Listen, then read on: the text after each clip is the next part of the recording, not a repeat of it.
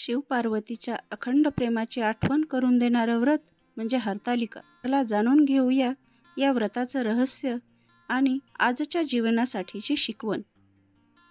हरतालिका व्रत ही एक फक्त परंपरा नाही, तर जीवनाला दिशा देणारा संदेश आहे.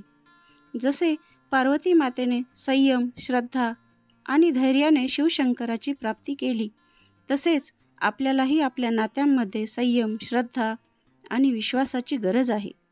आज आपण जाणून घेणार आहोत हरतालिकेची कथा, पूजा पद्धती आणि आजच्या जीवनाशी जोडलेले महत्त्वाचे संदेश. हरतालिका हे व्रत खूप पूर्वीपासून चालू आहे.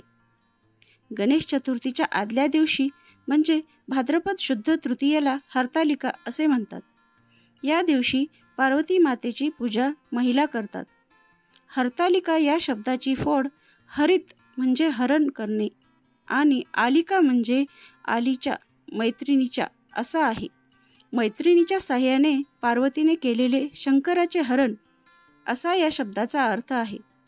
हरतालिका व्रत कोणी करावे? ही पूजा अविवाहित व विवाहित अशा सर्व स्त्रिया करतात. अविवाहित स्त्री, कुमारिका, मनोवांछित पती मिळावा याकरता आपल्याकडे कुमारिका हे व्रत करतात. विवाहित स्त्री ही मनोवांछित पती प्राप्त झाल्यानंतर देखील एकदा घेतलेले शंकराचे व्रत मोडू नये व आपल्याला जो पती प्राप्त झाला आहे त्या पतीला दीर्घायुष्य मिळावे यासाठी हे व्रत या विवाहित स्त्रिया करतात. या व्रताचा उद्देशच हा आहे की कुमारिकांना सुयोग्य वरप्राप्ती व्हावी व सुवासिनींना अखंड सौभाग्य प्राप्ती व्हावी. या पूजेसाठी आपण पार्वती माता, वाळूचे शिवलिंग याची पूजा करतो. या पूजेचा काल हा भाद्रपद शुद्ध तृतीयेस प्रथम प्रहरात ही पूजा करावी लागते. ही पूजा अविवाहित व विवाहित अशा सर्व स्त्रिया करतात. ह्या दिवशी उपवास करावा, रात्रो यथाशक्ती जागरण करून देवीची आरती करावी. हरतालिका व्रताचा पौराणिक संदर्भ आहे. जसे हिमालयाचा राजा हिमवान याची पार्वती ही कन्या, पर्वताची कन्या म्हणून तिचे नाव पार्वती असे ठेवण्यात आले. तिचे लग्न कोणाबरोबर करावे अशी काळजी त्याला लागली होती. एकदा नारद मुनी हिमवानाकडे आले आणि त्याला म्हणाले, हे पर्वतश्रेष्ठा, तुझ्या या सुस्वरूप मुलीला मागणी घालण्यासाठी भगवान विष्णूंनी मला तुझ्याकडे पाठविले आहे. ते ऐकून हिमवानाला आनंद झाला. त्याने पार्वतीला ही बातमी सांगितली, पण पार्वतीने मनोमन कैलास राणा शंकराला पती म्हणून वरले होते. तसे प्रत्यक्ष पित्याला स्पष्टपणे सांगण्याचे धैर्य तिला झाले नाही. तिने आपल्या मैत्रिणींबरोबर आपल्या पित्याला निरोप पाठवला, तुम्ही माझा दुसऱ्या कोणाबरोबरही विवाह करून दिला तर मी जीव देईन. पार्वती आपल्या मैत्रिणीसह अरण्यात निघून गेली. तिथे तिने घोर तपश्चर्या केली. नदीकाठी वाळूचे शिवलिंग तयार करून ती त्याची पूजा करू लागली. प्रथम ती फक्त झाडांची कोवळी पाने खाऊन राहत होती. पुढे तिने तेही सोडून दिले. त्यामुळे तिला अपर्णा असे नाव पडले. तिच्या तपश्चर्येने भगवान श्री शिवशंकर प्रसन्न झाले आणि त्यांनी तिला वर मागायला सांगितले. ती म्हणाली, तुम्ही माझ्या तपश्चर्येमुळे खरोखर प्रसन्न झाला असाल तर माझे पती व्हा. शंकराने तथास्तु म्हटले व निघून गेले. पार्वतीचा शोध घेत हिमवान त्या अरण्यात आला. तिला त्याने घर सोडून येण्याचे आणि तपश्चर्येचे कारण विचारले. तेव्हा तिने आपला दृढ निश्चय आपल्या वडिलांना सांगितला. भगवान श्री शंकरांनी दिलेला वरही सांगितला. तिचा दृढ निश्चय, श्रद्धा पाहून हिमवानाने तिचा विवाह भगवान श्री शंकराशी करून दिला. पार्वतीची निष्ठा आणि श्रद्धा व भक्ती यांचा विजय झाला. पार्वतीच्या शंकरावरील निष्ठेमुळे, प्रेमामुळे शंकराला पार्वतीपती असे नामाभिधान पडले. तर या व्रतपूजेसाठी आपल्याला पुढील प्रमाणे साहित्य लागते. फुले, दुर्वा, तुलसीपत्रे, विड्याची पाने, सुपाऱ्या, बदाम, खारका, नारळ, फळे, केळी, पेढे, खडीसाखर.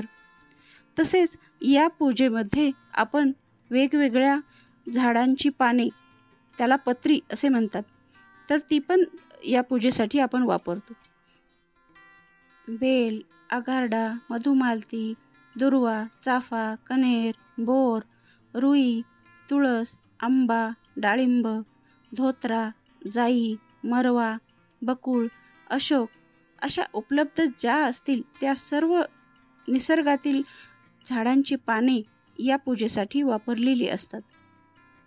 तसेच हळद कुंकू, तांदूळ, वस्त्र, पान सुपारी, नाणे, नारळ, गजरा, शिधा, तसेच फणी, काजळ, गळकेसरी, कांकणे, आरसा इत्यादी सौभाग्यद्रव्ये सुद्धा या पूजेसाठी वापरली जातात.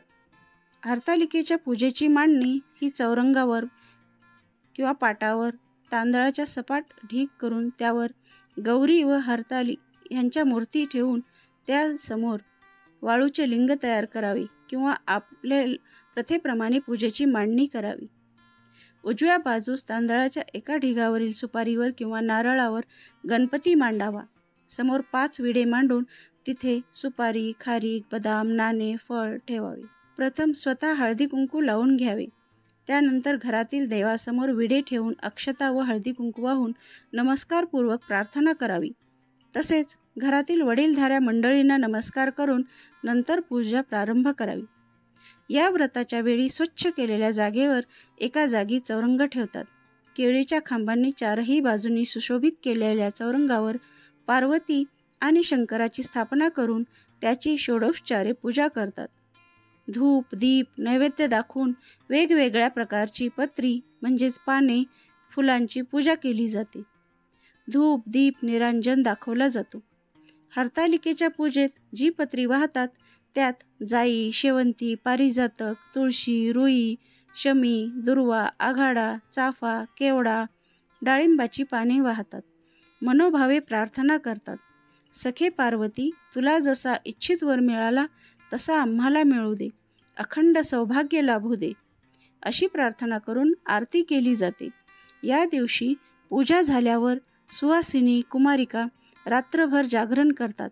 झिम्मा, फुगडी, टिपऱ्या, गोफ इत्यादी खेळ खेळतात.